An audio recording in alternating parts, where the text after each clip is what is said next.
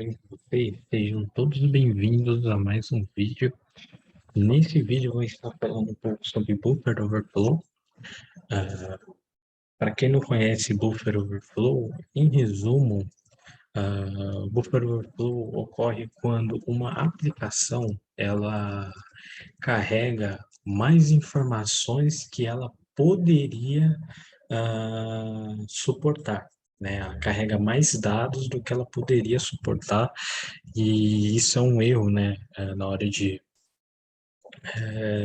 Isso é um erro que ocorre na hora do desenvolvimento do programa, né? Então, o buffer, né, que é onde os dados eles ficam ali alocados, ele acaba transbordando, né? Então, há esse transbordamento desses dados e quando ocorre esse transbordamento, a aplicação ela acaba alterando o seu fluxo de funcionamento. Então, eu vou dar um exemplo. Imagine que você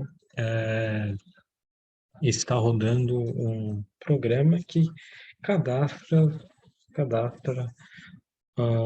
usuários, né? Então, você está rodando um programa que está cadastrando usuários e você está colocando, cadastrando usuários.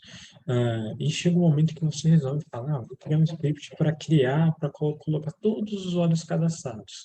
Porém, o fluxo do seu script, ele acaba se perdendo na lógica, onde ele acaba cadastrando, talvez duplicando, triplicando, quadruplicando os usuários que são cadastrados, e muitas das vezes o seu buffer ele não está preparado, a aplicação está preparada para receber X quantidade de informações, então até um certo número de dados também, né? Então até um certo tamanho de informação, e ela acaba recebendo mais informações do que ela deveria.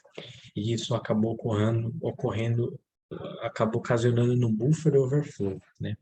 Então, o buffer overflow é um ataque bem antigo, é um ataque que que foi detectado há muito tempo atrás, né?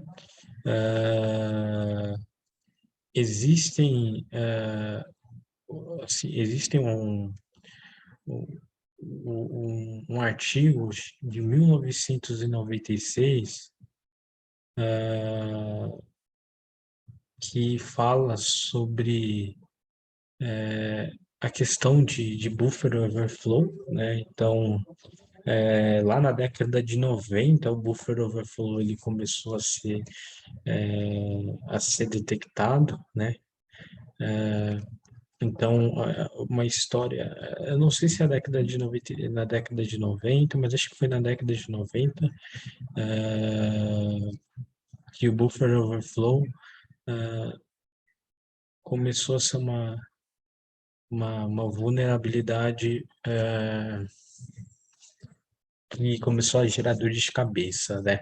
Então, basicamente, um hacker, né, o Aleph One, né, o Aleph One, ele publicou um artigo chamado Smash the Stack for Fun and Profit, né, que é o Elias Levy, que é o cofundador da Security Fox.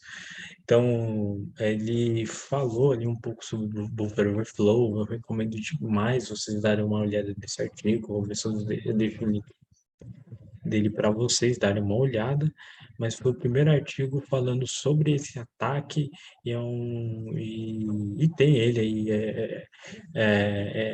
ele disponibilizado aí para você ter uma noção de como que ele funciona. E um detalhe interessante, como o Buffer Overflow ele trabalha? Primeira coisa é, você tem que entender o processo da organização da memória. Algo que muitos deixam de analisar, ignoram essa parte de fundamentos, gestão de memória, né? Como que o computador gerencia a memória em si, como os processos são gerenciados, principalmente num sistema operacional. Então, entender os setores desde do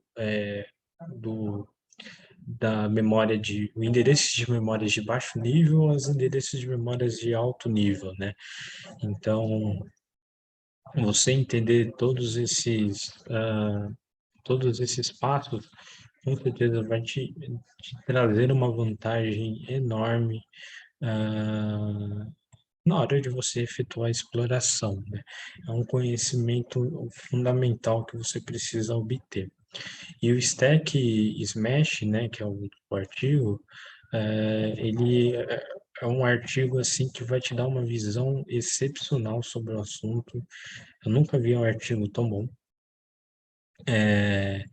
Então, você entende ali o processo de organização de memória, a partir de texto, dados e pilhas, né? Então, o text, né? O data, a stack e tudo mais, e toda essa parte de instruções, né? Então, você entende o que que é uma stack, né? O tipo de dado, que é um dado abstrato, usado bastante aí na ciência da computação, né? Então, é uma base da ciência da computação. Você vai ver, quem curte ciência da computação vai escutar muito questão de stack e etc. Então, você tem uma stack de objetos é, que é onde é o onde tem a propriedade de um objeto, e o último objeto que é colocado nessa stack, ele sempre será o primeiro objeto a ser removido. Então, ele entra ali na, no LIFO, né? LIFO. Então, para quem não conhece o LIFO, é a estrutura de dados né, da pilha, né? Até para exemplificar, é como se fosse isso daqui. Espera aí.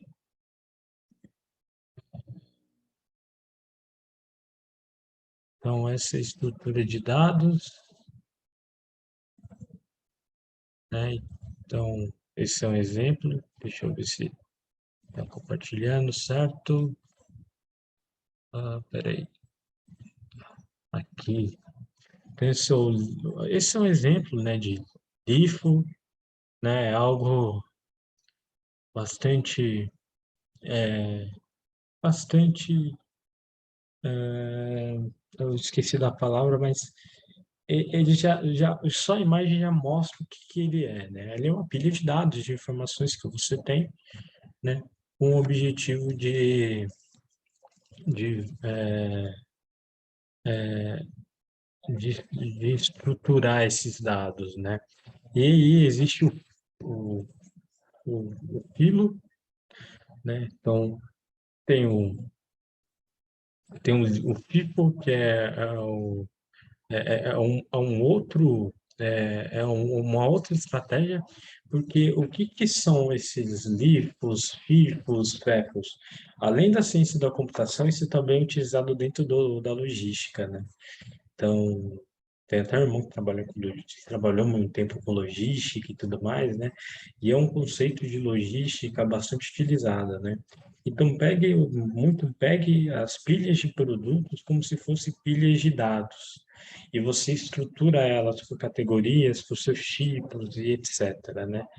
Então, quando a gente define o last in, first out, né? Então, que é a movimentação dos dados entre o primeiro que entra e o último e o que sai, né? Então, o, o, ao entrar e ao sair, no caso, né? Desculpa, o LIFO ele sempre é utilizado quando tem estruturas de dados enormes, gigantescas, né? Então, por isso a importância dele e, e então por isso que ele é chamado de last in first out. É, e o filo, né, que é o first in, desculpa, o filo que é o filo é first in last out. E o LIFO é let in, fruit out. Então, você pode acabar confundindo LIFO-filo, LIFO-filo. Então, você tem que saber diferenciar LIFO-filo, LIFO-filo. Então, tem esses dois conceitos. Mas quando a gente fala de pilhas, né, é um conceito vai ser muito utilizado, principalmente para quem é programador. Quando a gente está executando o programa, ele sempre tem a parte de armazenamento dos valores, das variáveis locais. A gente sempre tem um bloco ah, ali onde contém os endereços de retorno, de um trecho de código, de uma função, de procedimento. E aí entra lá os termos push e pop, que são e é até interessante quando vocês forem fazer uma certificação como a CXD, OSED, OSEE, uma certificação do Cólera, qualquer certificação que foque em desenvolvimento de exploits, vão ver muito essa parte de push, pop, ah, e que predomina em inserção e remoção dos elementos da stack e, e, e a gente usa também o elemento top para consultar o elemento que está sempre no topo da pilha, sem removê-lo, né? Sem fazer essa movimentação.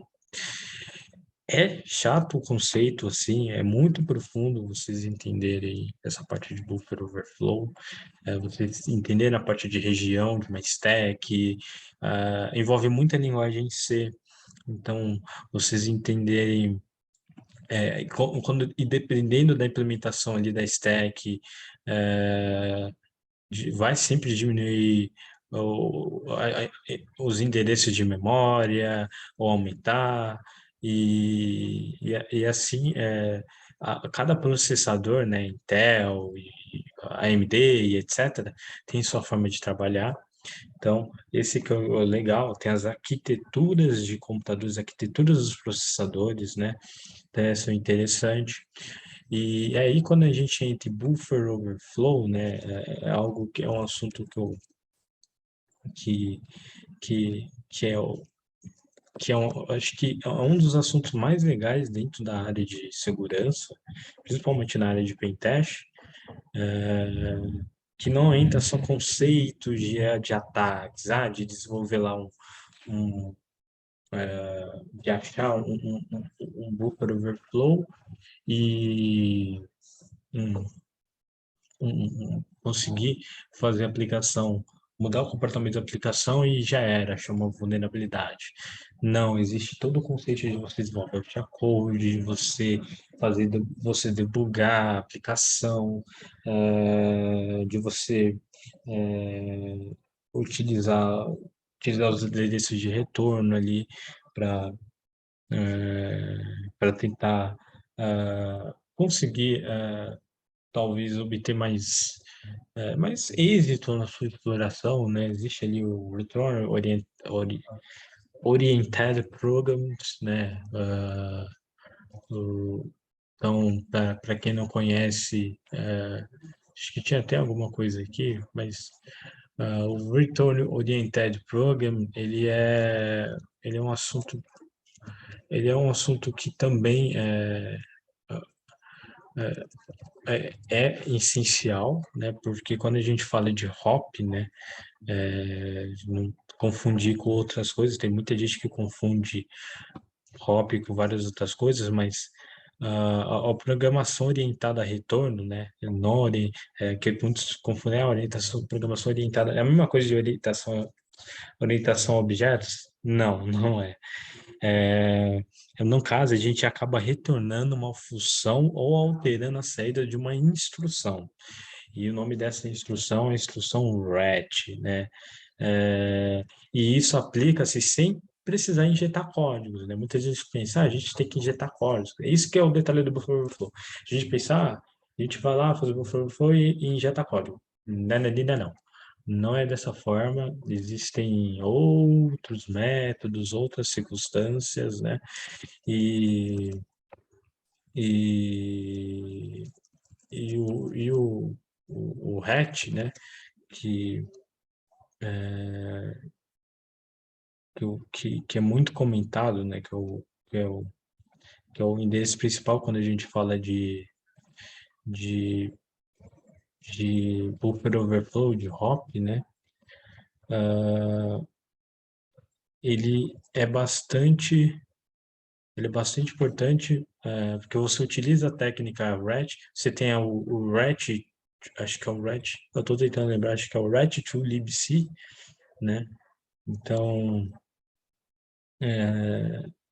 o RET to libc, acho que é isso mesmo, RET to libc, que é o return to libc, é quando o endereço de retorno de uma função, né, que é o RET é o return to libc, né, o retorno de uma função. Quando você faz um ataque em cima do RET, você acaba retornando, você acaba substituindo aquela função por uma outra função, mas é uma função maliciosa, né? Você acaba realizando esse ataque e existem ferramentas, existem técnicas para isso que você pode estar utilizando, né, para fazer bypass ali no você fazer um ROP, você tem o RET to PLT, né? Então quando você tem lá um executável que quando você tem uma pilha, uma stack não executável, você pode utilizar a técnica de read to libc. Agora, quando você tem algo com ACLR habilitado, você utiliza R2PLT. E falando da sigla ACLR, a gente está falando de espaços e endereços randômicos, né? É algo que é utilizado para manter os computadores, entre aspas, seguros, né? É uma técnica usada nos sistemas operacionais que foi implementada lá no início dos anos 2000, e aí foi implementado em seus sistemas operacionais para tentar contornar essa coisa de buffer overflow, que aí entra a questão da memória virtual, que é parte de gerenciamento de memória e etc. E é onde você entende também toda a parte de paginação de memórias, como ela funciona, e o ACRL é usado para proteger contra ataques de buffer overflow, né? E aí os atacantes eles alimentam é,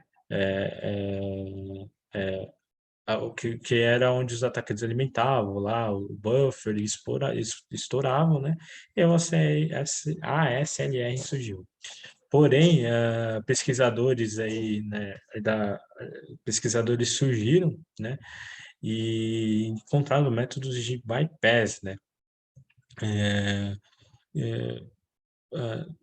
de bypass assim no ACLR, né, técnicas que você consiga bypassar sem nenhum problema, sem nenhum problema, eu digo assim, né, você consegue bypassar, né, o ACLR. E essas técnicas hoje é bastante utilizada. Você vai notar que muitos cursos de buffer vai ensinar, né? Então, geralmente uma técnica bem comum é quando o invasor ele tenta vazar informações através dos endereços de memória ali, né? Os locais de endereços de memória, ou quando o invasor ele pode basicamente procurando certos pontos de endereço de memória, até encontrar o local apropriado onde o aplicativo ele executa uma determinada função e em seguida você consegue ali ter um espaço, uma brecha para modificar o código e direcionar esse espaço de endereço de memória. São técnicas difíceis de executar, né? Não é fácil, não é para qualquer um, existe um estudo, e é por isso que eu vou falar também o que que é necessário para você conhecer, né? Claro que existem muitas outras coisas, existe Egg Hunters, existem The Deep, que é o prevenção de execução de software, principalmente do Windows aí, mas é coisas que eu vou deixar assim para o segundo vídeo para não ficar grande. Mas algo que eu recomendo é algoritmos, sabe? Entenda um pouco ali de lógica de programação, algoritmos, etc. Entenda básico da computação, binário, né, hexadecimais. Depois parte ali por uma arquitetura, a AOC, né, arquitetura e organização de computadores, eu acho uma matéria excelente. Apesar de muita gente achar chata, é uma matéria legal, que você vai aprender ali como funciona a arquitetura de processador e etc. Assembly, por aí vai. Entenda arquiteturas, entenda sobre stack e heap, né? Seus conceitos, as suas diferenças, como é a alocação dinâmica de variáveis, as alocações, né? Como como isso se aplica dentro de uma linguagem de programação que é a linguagem em C. Então, conheça de C, é bastante fundamental. Conheça das proteções que existem contra buffer overflow, execução de software inapropriado, conheça de DLLs, conheça de Windows internals, é muito fundamental. Conheça sobre assinatura de código, sobre AIP, controle de fluxo, que é basicamente fundamental para você entender as instruções, as chamadas, as funções de um programa. E até é bom você ter esse conhecimento. Algo que também é legal, o SMAP, né, que é o Supervisor Mode Acceleration, que é um recurso de implementações que algumas CPUs têm, né, que permite ali os programas executarem de modo supervisor e eles mapeiam os endereços de memória, né? Então, só conhecer e tal, né? Entender de kernel, de sys internos, o internos mesmo dos sistemas operacionais, que é fundamental. E praticar bastante, né? Essa parte de overflow, assim, pega o tryhard, a gente vai brincar aqui com o tryhard mais para frente, mas eu vou colocar isso numa jornada da OSP, de preparatório de certificações da SPPT e da OSCP. Então, quero trazer esse vídeo. E, além disso, né, além desses conhecimentos, né, tentam conhecer um pouco mais sobre software, sobre dados e informações, aquela parte chata de fundamentos de programação, linguagem de alto nível, Python, aprenda as ferramentas de debugger, GCC, GDB, OLDBG, Unity Debugger, Ghidra, EDB, por aí vai, né? Então, tem muita coisa. Depois eu vou falar sobre NX, né, também, algo interessante a ser dito. E, e quando a gente fala também de buffer overflow, né, a gente não pode esquecer de engenharia reversa, né? Quando você entende de engenharia reversa, você abre mais o seu leque para você procurar vulnerabilidade do flow, encontrar mais, aprimorar mais a sua exploração, né? Com buffer overflow, né? Conheça os conceitos de memória RAM, estude bastante assembly em linguagem C. Existe os cursos da mente binária, que é de linguagem C moderna, o curso de engenharia reversa, exploração de binários, entender de fusion e pratique aí com os laboratórios, né? Tem uns PDFs, eu vou deixar na descrição também. Vou deixar também o PDF do, agora esqueci o nome, aí, deixa eu ver, do Aleph On, né? Então, e por aí vai, né? Então, e aqui, tem até um cronogramazinho de estudo. Então, aqui, esse PPT, então, o roadmap que eu estou montando, ó, os NASM, você conhecer sobre o NASM, registrador de x86, 64, 32, 168, AIP, né, CPU, depois eu vou colocar aqui sobre instruções, código de máquina, memory and stack, BRK, malloc, reloc, free e ISA, stack frame também, todos esses conceitos. Ferramentas de debuggers é fundamental, né? As ferramentas são essenciais. É bom você ter o conceito porque as ferramentas vão te ajudar, né? Então, primeiro tem os conceitos e depois parto para as ferramentas. E aí eu apresentei. A gente faz algumas coisas legais, algumas exercícios bacanas, né? Buffer Overflow parece ser difícil, mas ele não é. Ele é chatinho no início para entender. Mas para quem curte alto nível, baixo nível total, é, e vive isso dia a dia, é muito bom. É bem legal e é algo que eu estou me aprofundando, me especializando aí. Quem sabe tirar, depois é ECPT, ECPTX e OSP, tirar ECXD e outras de exploit aí, né, que eu prefiro mais infraestrutura, exploração de binários do que aplicações web. Eu acho muito mais quebra-cabeça, né? Mas tudo é bacana, né? Então é isso. Agora eu vou assistir Mr. Robot de novo, minha 70, como diz, vamos dizer, 70ª vezes aí assistindo Mr. Robot, mas é sempre aí para dar uma inspiração. Então, espero que vocês tenham gostado. Até o próximo vídeo e qualquer coisa fica à disposição. Um abraço e até mais.